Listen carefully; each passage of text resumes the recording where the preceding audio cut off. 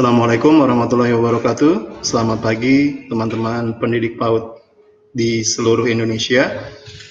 Hari ini kita kembali lagi bersama di Ngobrol Inspirasi di pagi hari ini. Di hari Kamis. Mudah-mudahan semua guru dan para pendidik di seluruh Indonesia sehat dan tetap semangat menjalani kegiatan di rumah masing-masing. Hari ini kita kedatangan tamu istimewa yang tentunya buat sebagian besar guru-guru atau pendidik PAUD di Indonesia tentu mengenalnya. Tapi kalau saya sebut nama panggungnya tentu lebih jauh mengenal ya. Kalau nama aslinya ya nanti kita berkenalan saja. Baik, kita sambut inilah tamu istimewa kita, Kak Heri. Assalamualaikum Kak Heri. Waalaikumsalam warahmatullahi wabarakatuh. Pak Panji sehat? Sehat Kak Heri, alhamdulillah. Akhirnya kita ketemunya di media sosial ya Kak Heri ya. Iya, Masya Allah, ada ibrahnya, ada hikmahnya dari wabah COVID ini. Jadi walaupun jauh kita bisa tetap silaturahim. Alhamdulillah. Cuaca di Bogor gimana Kak? Alhamdulillah cerah, matahari bersinar, cerah, alhamdulillah. Pak Panji gimana di Jakarta? Di Depok juga alhamdulillah belum kelihatan mataharinya. Tapi biasanya kalau udah siang teriknya terasa begitu Kak Heri. Masih ngumpet-ngumpet. Masih ngumpet-ngumpet. Kak Heri, hari ini kita mau cerita-cerita ringan di Ngobrol Inspirasi. Kami ingin mengetahui kegiatan Kak Heri dan juga mungkin mengawalinya perjalanan Kak Heri mengajar di guru TK, di guru PAUD seperti apa, dan konon kabarnya Kak Heri kan sudah sampai tingkat nasional. Bocorannya kan begitu ya. Boleh cerita perjalanannya Kak Heri sampai sekarang mengajar di tempat lembaganya Kak Heri. Silakan Kak Heri. Alhamdulillah, terima kasih. Assalamualaikum buat Pak Panji dan teman-teman semuanya. Kalau bicara tentang perjalanan, mungkin ada sebagian yang membilangnya belum lama, tapi mungkin ada yang bilang sudah cukup lama. Relatif dari mana sisi teman-teman mau melihat perjalanan itu. Yang jelas sejak tahun 1990 masih saya berkuliah. Waktu itu saya sudah ikut-ikutan dengan kakak kita yang tidak asing lagi, yaitu Kak Seto. Saya ikut kegiatan-kegiatan beliau dari mulai kegiatan televisi, kegiatan divisi showbiz, kemudian divisi tulisan buku, kemudian divisi sekolah. Nah, terakhir baru setelah merasakan divisi showbiz, divisi TV, divisi penulis buku, terakhir tahun 98, 8 tahun setelah saya bergabung, baru saya ditugaskan untuk divisi pendidikan. Nah, ya, jadi tahun 98 saya dapat tugas ke Makassar waktu itu, Pak Panji. Jauh ya? Ke Makassar ya. 98 saya di Makassar, saya jadi kepala sekolah sekaligus guru dan koordinator di Makassar. Itu dulu lembaganya namanya Istana Sikomo. Istana Sikomo SK di Panakukang. 4 tahun Pak Panji, alhamdulillah. Berapa tahun Kak Heri? 4 tahun. 4 tahun di sana sampai 2002. Nah, alhamdulillah pada kesempatan itu sambil mengelola sekolah KASEP itu salah satu cabang di sana, saya berkesempatan juga untuk bersekolah di Universitas Hasanuddin. Jadi kebetulan bisa ambil S2-nya di Unhas. S2-nya jauh, Pak. Di Sulawesi. Jurusan apa, Kak Heri? Jurusan komunikasi. Wah. Ya. Iya, nah, jurusan komunikasi, alhamdulillah. Jadi masih ada hubungannya sih, pokoknya komunikasi lah, komunikasi mungkin masuk di dalamnya ada komunikasi pendidikan, komunikasi psikologi, belajar juga beberapa semester tentang beberapa materi tersebut. Terus sampai dengan selesai dari Makassar, Kak Heri masih tetap bergabung dan Kak Heri waktu itu buat sekolah di Bogor, izin ke Kak Seto. Sejak 2005, alhamdulillah Allah mengizinkan dan sampai sekarang Kak Heri mengelola sekolah sendiri Pak Panji, mengelola kelas lain dan TK, tapi tetap karena saya berawal dari kakak saya, motivator saya, inspirasi saya Kak Seto, jadi sekarang saya masih tetap dengan Kak Seto walaupun sekolah itu sekolah saya sendiri seperti itu. Tapi sekarang cukup lama ya Pak. Jadi kalau dari tahun 90 berkecimpung di dunia anak berarti hampir berapa tuh Pak Panji? 20. Ya, 20 ya, 90, 2020. 30 Pak Panji. 30. Oi. 30 tahun ya. Udah 30 tahun kan dari tahun 90, 2000, 2010, sekarang 2020. Jadi udah 30 tahun. Lama ya Pak Panji ya. Oh, Kak Heri. Nggak kemana-mana Pak Panji. Tetap di dunia pendidikan anak-anak. Alhamdulillah. Kalau nama Kak Heri itu mulai kapan Kak? Apa karena deket sama Kak Seto jadi namanya jadi ikutan Kak Heri gitu? Iya. Dulu memang kalau timnya Kak Seto itu kan memang dipanggilnya kakak. Jadi di divisi showbiz atau di divisi lain kita selalu membahasakan kakak karena kan ketemunya sama adik-adik semua tuh. Nah jadi di sana semua nggak cuma saya gitu kan, ada kakak-kakak yang lain yang bekerja di Kak Seto. Biasanya kita membahasakan sendiri sebagai kakak. Jadi panggilnya kakak deh. Nah, mungkin bentar lagi udah kakek juga nih.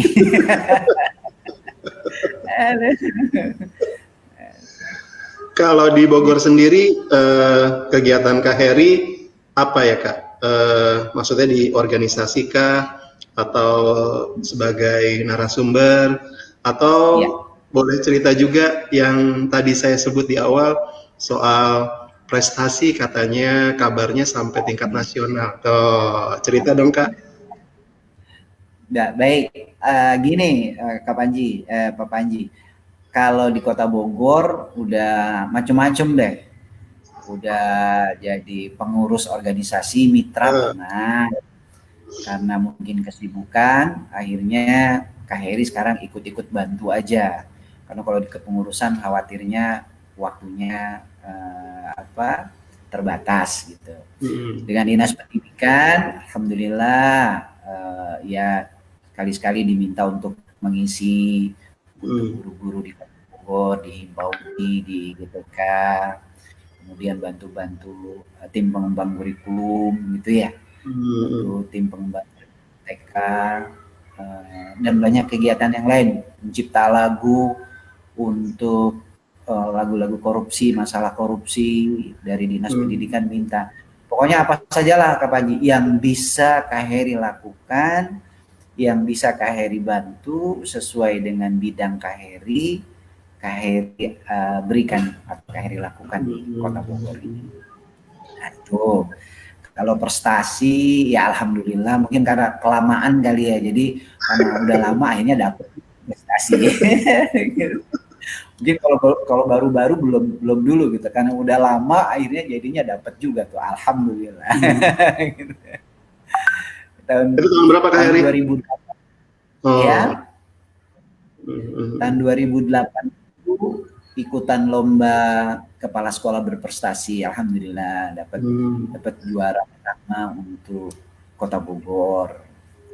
Harusnya berangkat ke provinsi tahun 2008 kapan?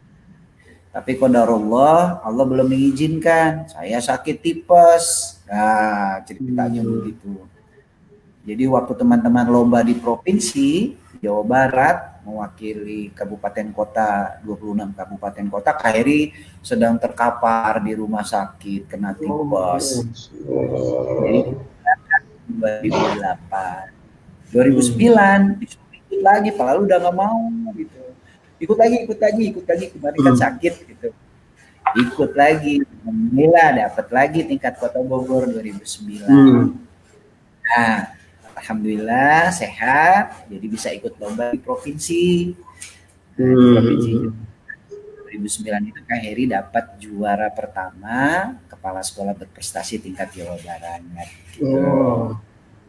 Jadi hanya gitu, tingkat kota, malah sebelumnya dari tingkat kecamatan Pak Padi, dari kecamatan kita di tingkat kecamatan masuk tingkat kota masuk tingkat provinsi. Alhamdulillah pada Allah juga di provinsi Kak Heri dapat juara pertama. Nah, jadi setelah di provinsi baru Kak Heri di nasional waktu itu. Itu di Jakarta ya, di Senayan, di Shanturi Park kalau tidak salah hotel di sana. Nah, di Jakarta yang didapat Kak Heri. Ya, di Jakarta Kak Heri dapat juara kedua, alhamdulillah. Masuk di nasional juara kedua. Juara pertamanya tetap perempuan, kayaknya nggak bisa mengalahkan perempuan kayaknya usia ini. Ya, juara dari Jakarta. Ceritanya begitu, alhamdulillah. Oh ya, pernah lomba cipta lagu tingkat nasional tahun 2016. Kak Heri dapat juara kedua tingkat nasional cipta lagu anak-anak. Ondel-ondel Betawi udah pernah Kak Heri kasih belum ya? Ondel-ondel Betawi, nah yang gitu tuh. Dapat juara kedua.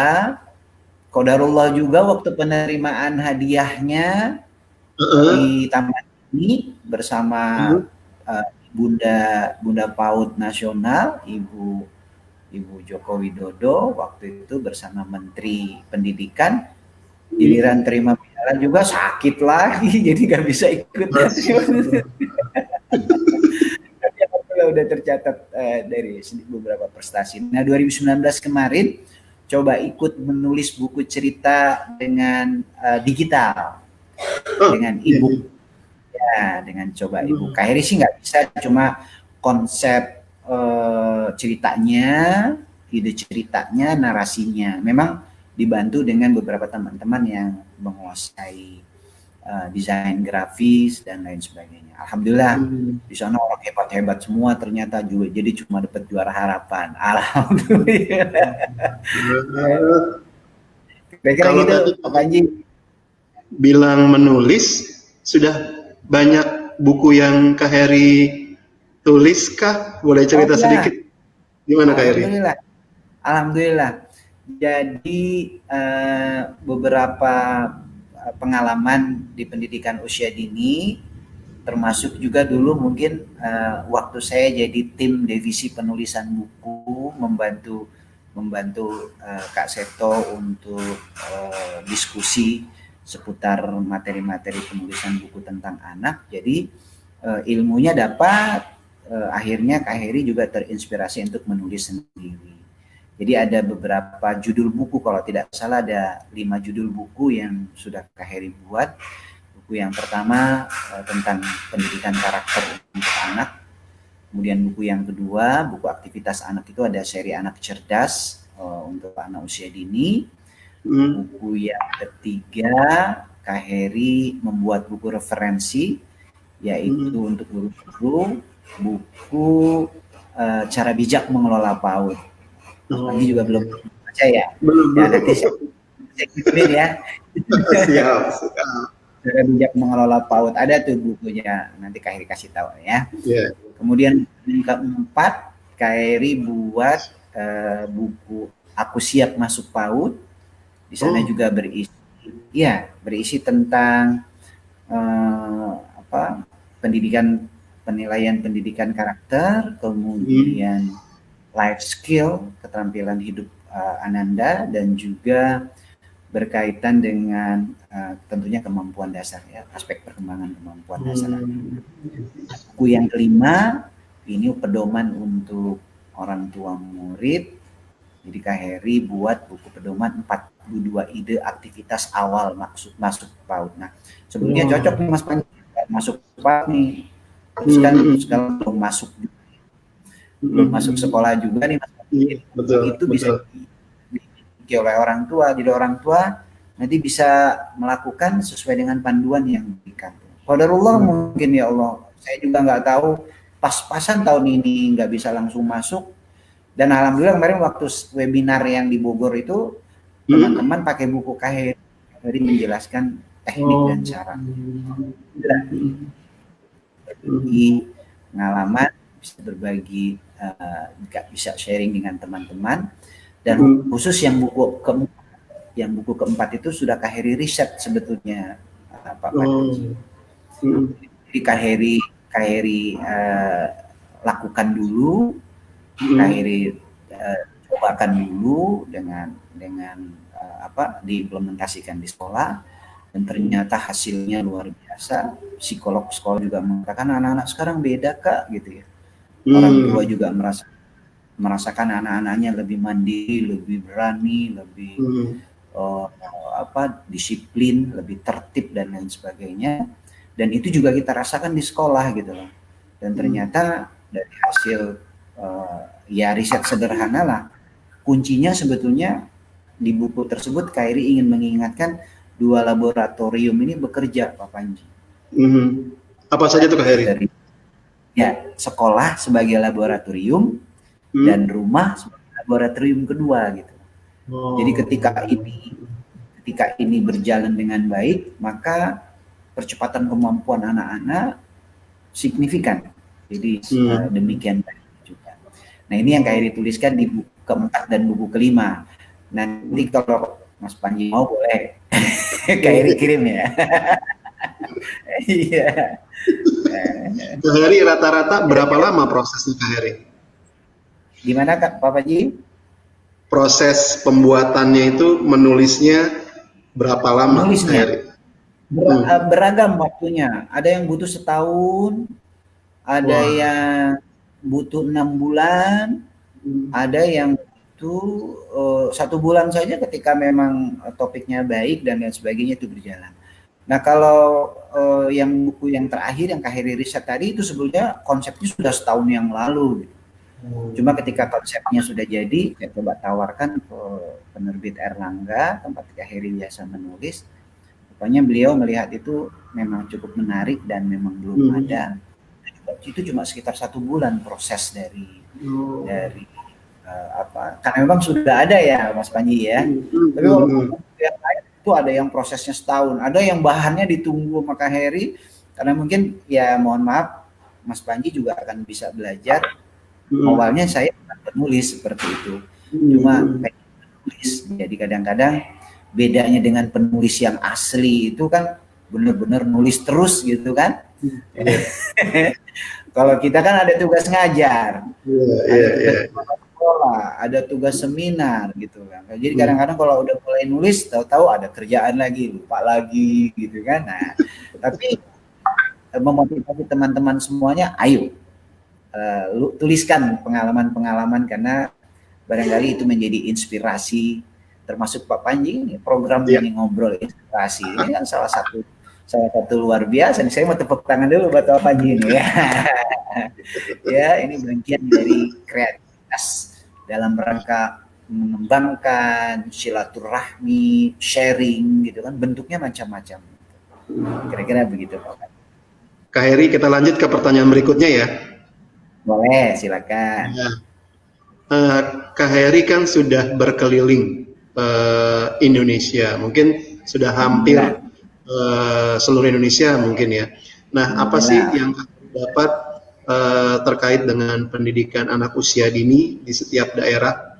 Apakah memang punya kekhasan atau apa yang dapat kita pelajari dari masing-masing daerah itu dalam hal pendidikan anak usia dininya Kak Heri? Silakan Kak Heri.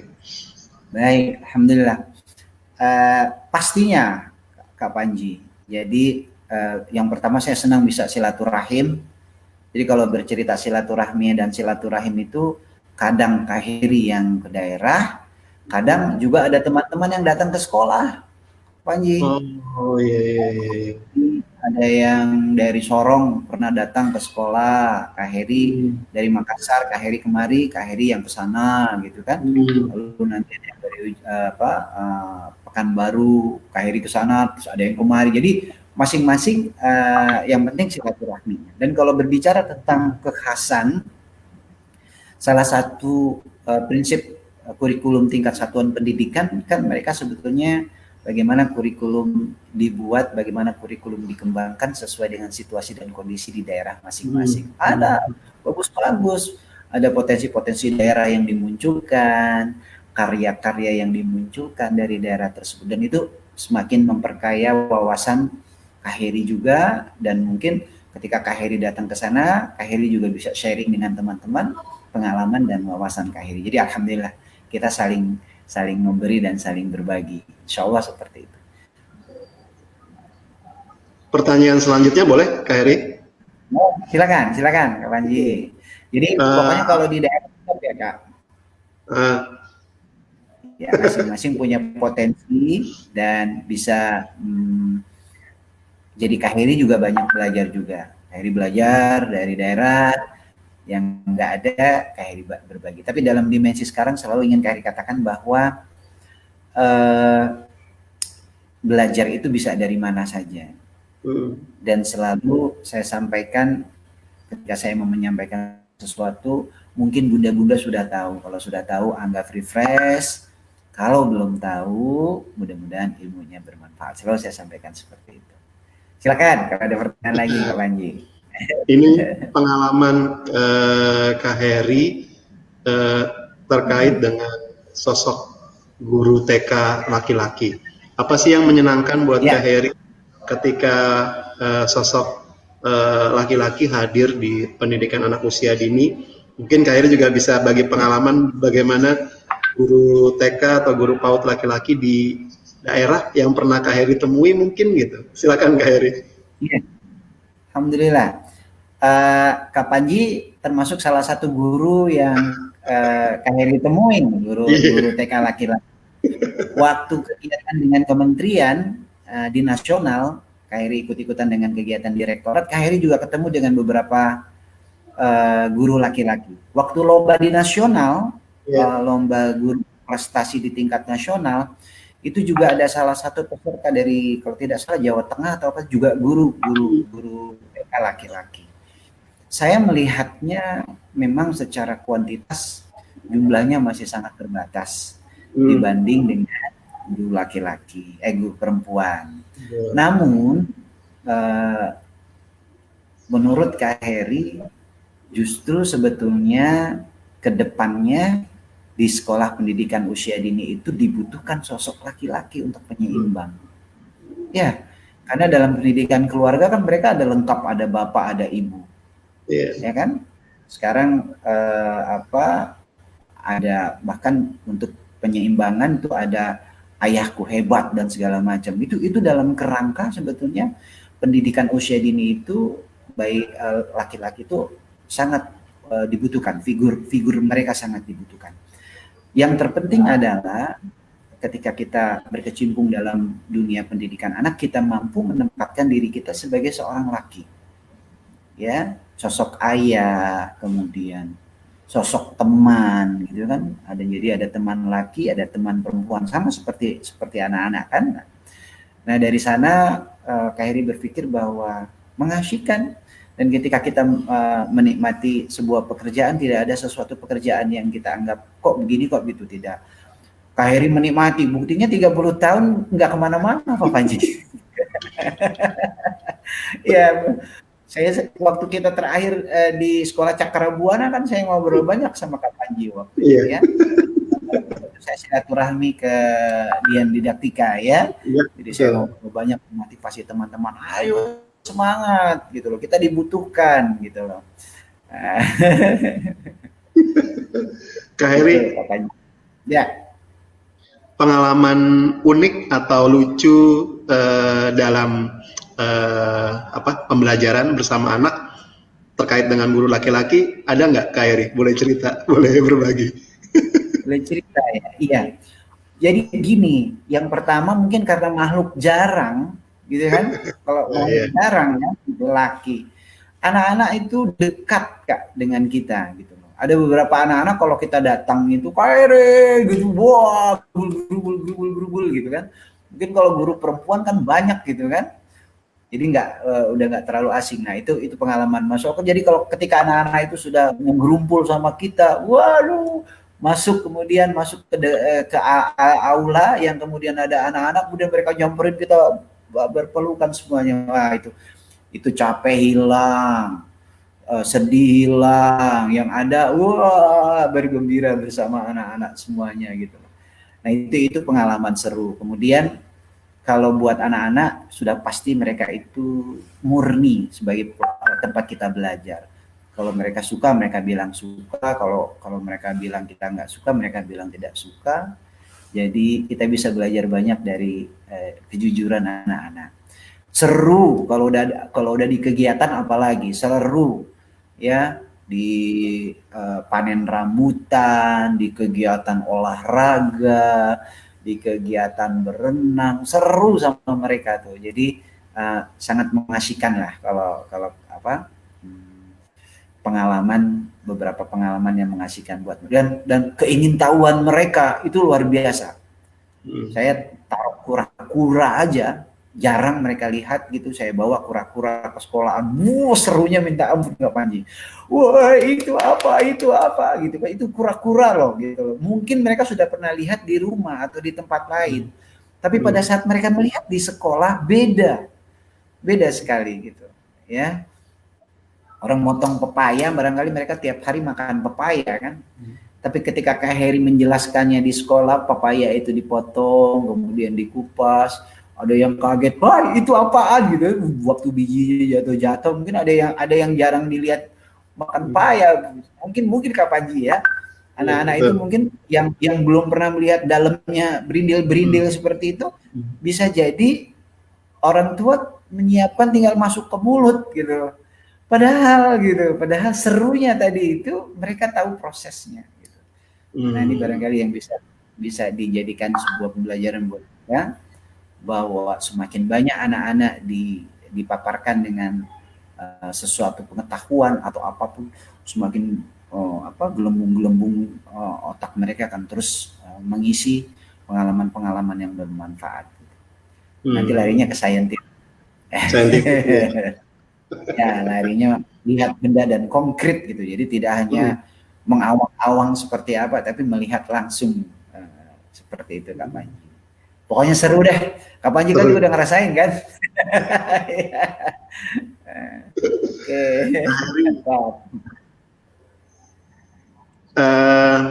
Ini kita bercerita terkait dengan pandemi ini, dengan kondisi semua guru PAUD ada di rumah dengan tetap melakukan pembelajaran. Apa sih yang bisa para guru lakukan untuk murid-muridnya di rumah terkait dengan pembelajaran jarak jauh? Mungkin Kak Heri punya tips kepada kita-kita dengan segala yang kita punya di rumah gitu ya.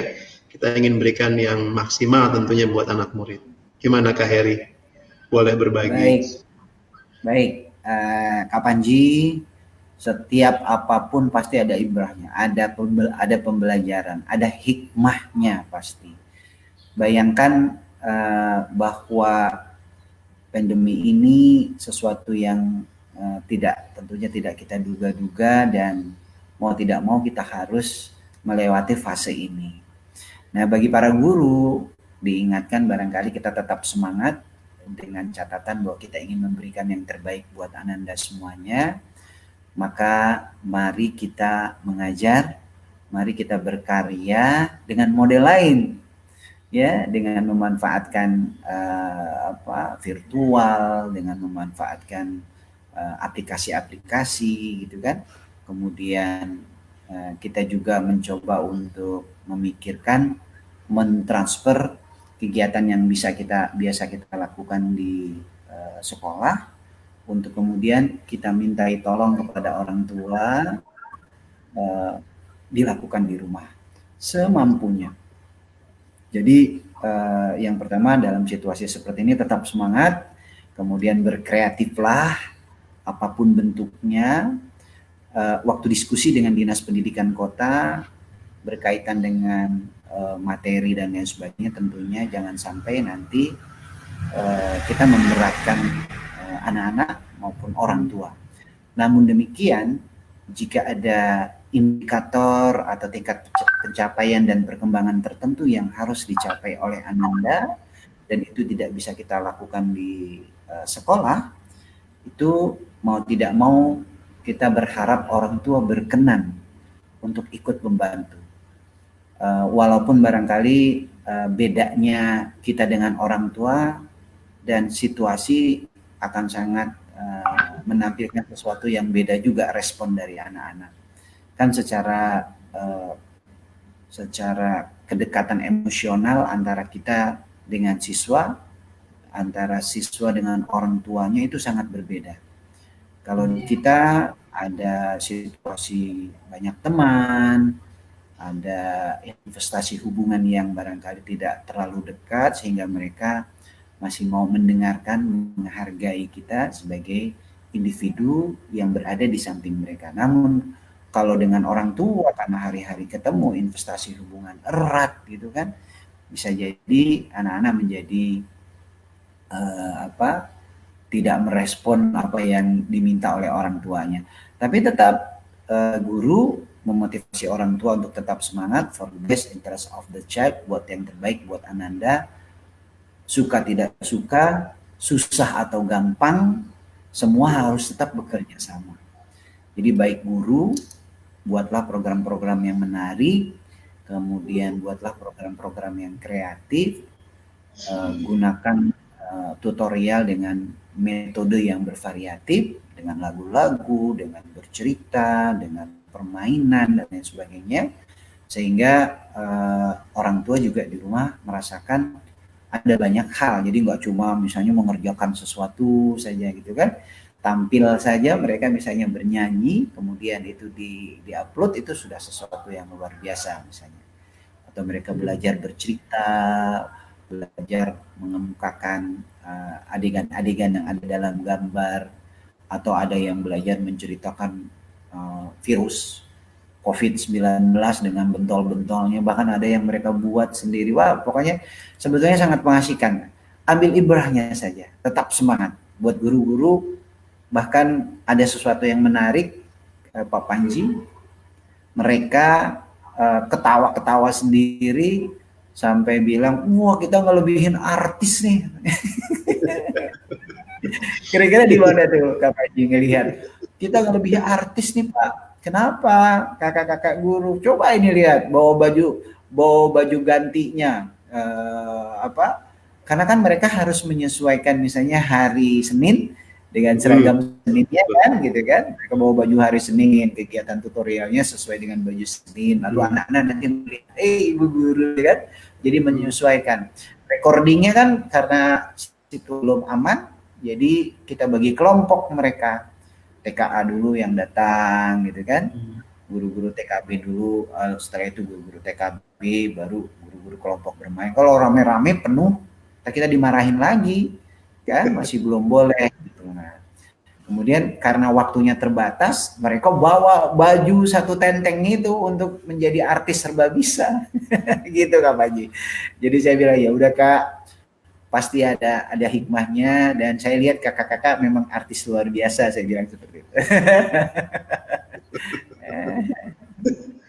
Kak Heri, kita ya.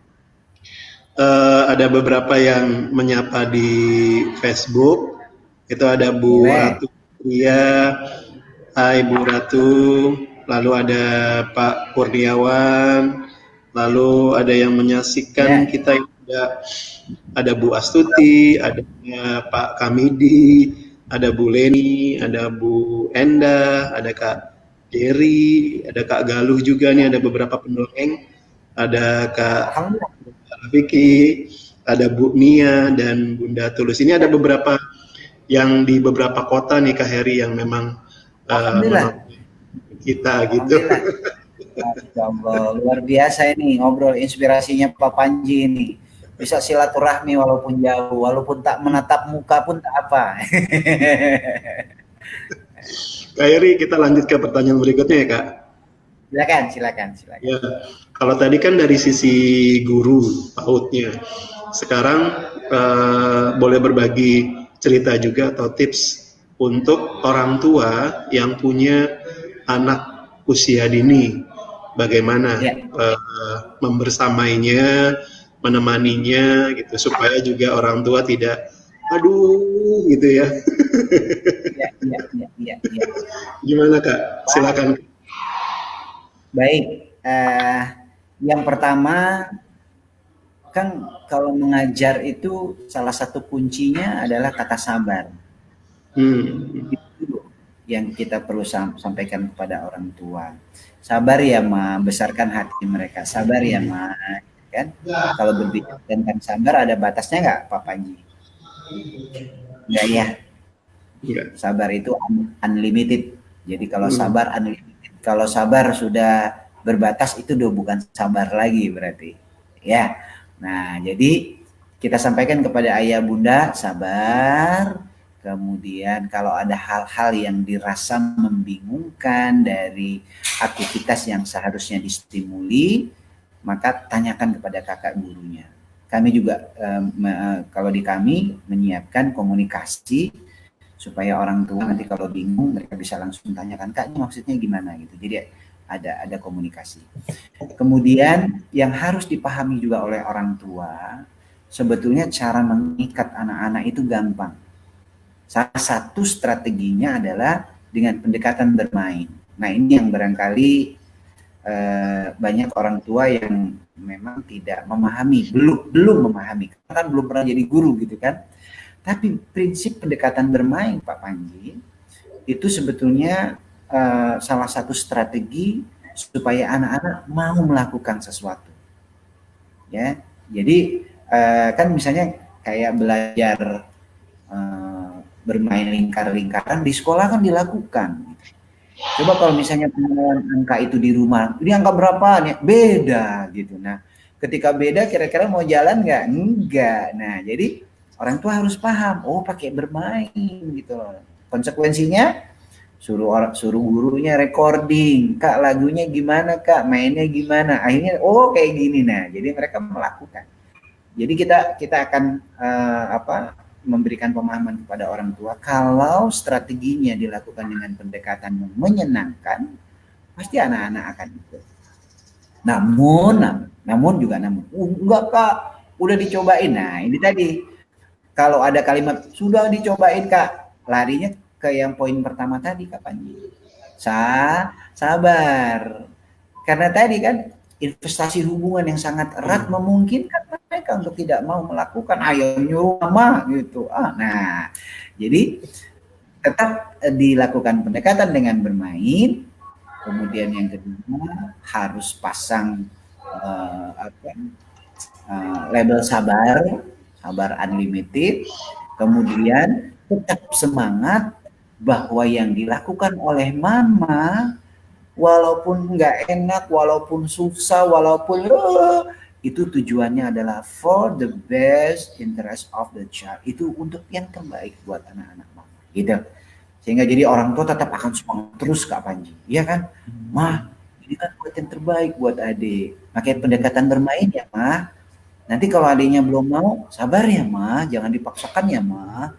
Nggak boleh ada tekanan ya mah. Kan kalau di kita kan tidak boleh tekanan fisik gitu kan, apalagi fisik. Tekanan non fisik dengan suara keras saja kan kita harus batasi gitu. Nah, kalau di rumah karena investasi hubungan, biasanya kan orang tua suka kelewatan Pak Panji. Wah, marah.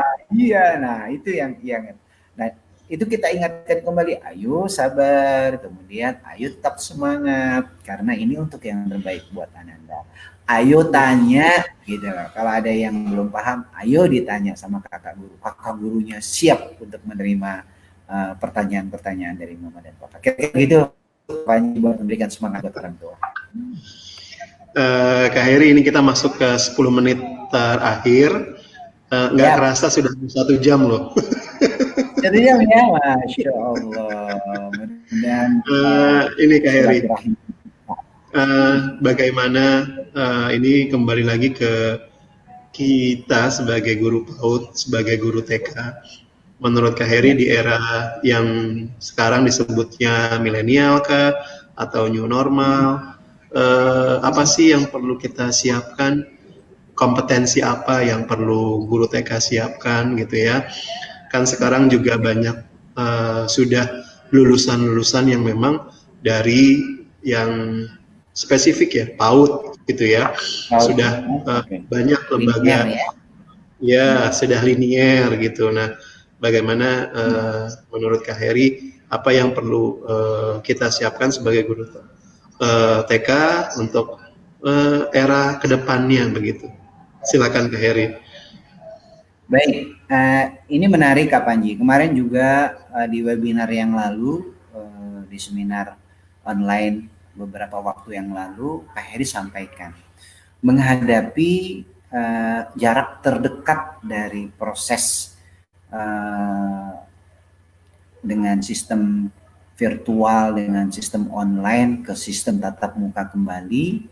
Kak Heri ingatkan kepada beberapa teman-teman bahwa yang harus dilakukan pertama sebelum kita berbicara tentang aspek perkembangan, berbicara tentang yang lain, menurut Kak Heri, kita harus menyiapkan dulu Ananda untuk tertib dan mau mengikuti proses pembelajaran SOP kesehatan. Nah, ini yang paling penting kalau menurut Kak Heri. Karena apa? Karena kan yang dikhawatirkan untuk pendidikan anak usia dini, mereka kan bola bekel. Dunianya dunia bermain. Ya, komunikasi maunya seru-seruan, ngumpul-ngumpulan gitu kan, deket-deketan, karena mereka memang mereka dunianya seperti itu. Nah, oleh karena itu untuk yang paling terdekat nanti jika pemerintah sudah memberikan lampu hijau kita untuk bisa melakukan, yang pertama perubahan yang harus dilakukan oleh Ananda adalah mereka memahami SOP tentang kebersihan dan kesehatan. Nah, kalau dalam pembelajaran kan kita ada tuh kayak pendidikan PHBS ya, pendidikan hidup bersih dan sehat. Gitu. Ini dulu yang digali oleh mereka. Bagaimana mereka datang siap untuk cuci tangan lebih dahulu, bagaimana mereka datang sekarang dengan menggunakan masker. Ini pembiasaan ini dulu yang dilakukan. Dan mereka siap untuk diperiksa suhu tubuhnya. Nanti kalau misalnya suhu tubuhnya tinggi, mereka ya sayang belajar di rumah dulu sampai nanti demamnya atau panas dulu. Itu yang seperti itu dulu yang disentuhkan ke mereka. Membiasakan mereka yang biasanya dempet-dempetan gitu kan. Nah, sekarang cuci tangan harus berbatas. Nah, di sini yang harus dilakukan oleh lembaga, oleh sekolah maupun oleh guru juga signifikan. Jadi proses pembelajaran yang nanti kita siapkan, sarana dan prasarana untuk proses pembelajaran itu juga kita siapkan. Jadi semuanya berjalan secara bersama-sama. Nah, orang tuanya pun demikian Pak Panji gitu kan. Sinkron, lab 1 juga sudah mentraining anaknya terlebih dahulu. Udah lumayan kan, udah hampir 3 bulan kan di rumah kan, 2 bulan 3 bulan. Training di rumahnya mudah-mudahan udah oke lah gitu kan, udah cukup panjang untuk bisa melatih mereka berperilaku hidup bersih dan sehat. Nah, tinggal menyesuaikan kembali nanti di sekolah, karena dulunya kan mereka akan sangat berbeda. Nah, barangkali itu yang ke depan yang mungkin kita pikirkan terlebih dahulu, bagaimana mereka terbiasa dulu dengan situasi yang mungkin agak berbeda dari sebelumnya. Itu dulu yang kita latih. Nanti kalau itu sudah berjalan, mereka sudah terbiasa menjaga jarak, kemudian mungkin sekarang juga sementara waktu salamannya kalau di Jawa Barat yang diajarkan salam Sunda, Kak. Kapan dia yang begini dulu gitu kan, salam Sunda dulu gitu kan. Kemudian mereka terbiasa, bahkan KRI buatkan masker ya dengan logo sekolahnya gitu kan, lucu-lucuan juga tuh, maskernya ada logo sekolahnya gitu. Nah, jadi baik sekolah, lembaga, guru, kemudian orang tua menyiapkan dulu bersama-sama ke situasi yang terdekat ini. Ya, mudah-mudahan itu juga segera berlalu.